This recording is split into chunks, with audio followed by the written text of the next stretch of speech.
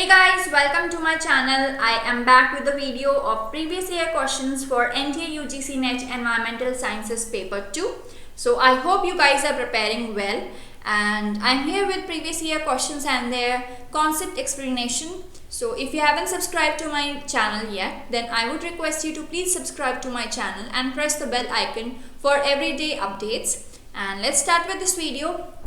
Which of the following fuels has highest carbon intensity? तो हमारे पास नेचुरल गैस है, ऑयल है, बिटुमिनस कोल है और बायोमास है, जिसमें bituminous coal has the highest carbon intensity among all these fuels given. Gasification is the high temperature near about 750 to 850 degrees Celsius at which conversion of solid carbonaceous fuel is into flammable gas mixture. जो solid carbonaceous fuel होती है वो flammable gas mixture में convert हो जाती है बहुत high temperature पे 750 to 850 degree Celsius during the process of gasification. So the option A is the correct answer over here. Solid waste treatment by pyrolysis involves. यहाँ पे पायरोलिसिस की बात हो रही है. I hope you all know about the pyrolysis. It is the process of heating whatever solid waste we have in the absence of air. In the absence of air, heating is done of the solid waste that is being that has to be treated. In which year Wildlife Protection Act was enacted? So the Wildlife Protection Act was enacted in 1972. According to National Ambient Air Quality Standards, the annual average concentration of sulfur dioxide in residential area in India is 60 microgram per meter cube. Okay, so this is the average annual concentration of sulfur dioxide in the residential areas. If you want to know about other concentrations of other materials, so you can refer to SC Santra, or you can normally Google for National Ambient Air Quality Standards, and you will get a table of all the materials and their average concentrations that is allowed in residential or industrial areas. So just Google it, or if you are referring to SC Santra, then it is a very good thing. That is a very good book. So if you don't have that book, then you can ask me. I'll just send that book to you. Just comment, or you can ask me on my email ID that I would be mentioning in the description box. Now, among the following, which one does not belong to the EIA process?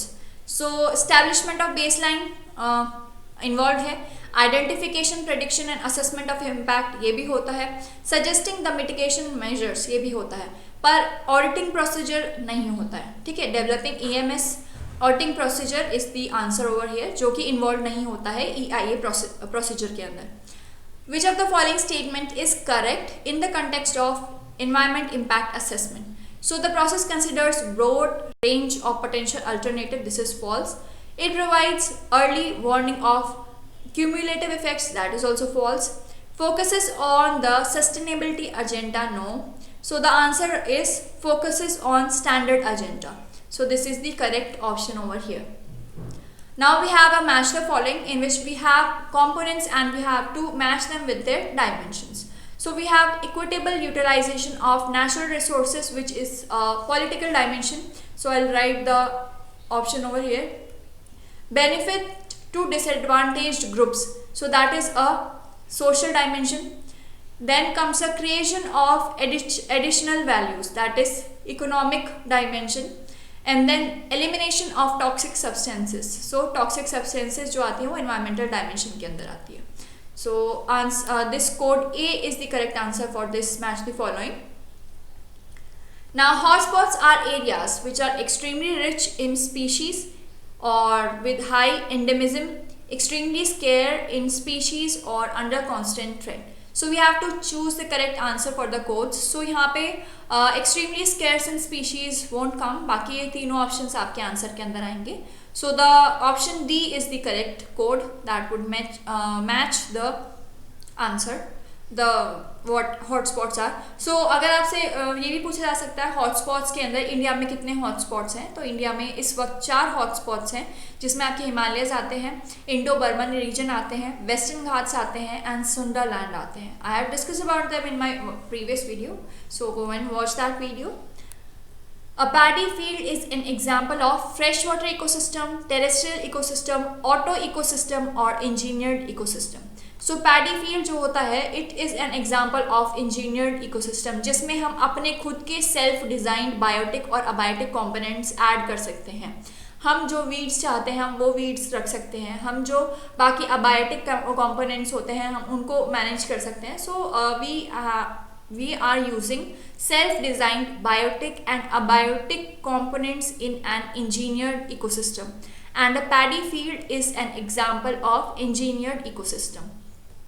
So that's all for this video. I hope you have understood the topics that I have discussed in this video, and I would request you to please go and watch other videos on my channel which are very important for your NTA UGC NET Environmental Sciences paper 2.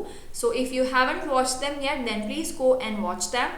And if you haven't subscribed to my channel yet, then please do subscribe to my channel and press the like button if you like my efforts.